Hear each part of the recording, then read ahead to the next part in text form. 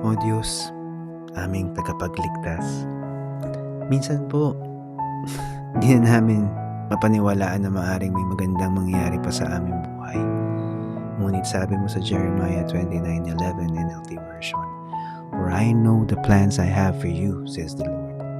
They are plans for good and not for disaster, to give you a hope and a future."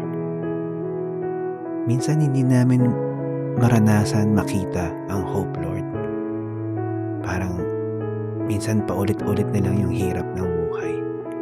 Pero salamat dahil meron kang plano. At ang plano mo ang pinakamaganda para sa aming buhay. Turuan niyo po kaming yakapin ang planong ito. At bigyan niyo po kami ng panibagong pananampalataya na kahit mahirap ngayon, may maganda kang hinahanda para sa amin. Sa ngalan ni Jesus. Amen.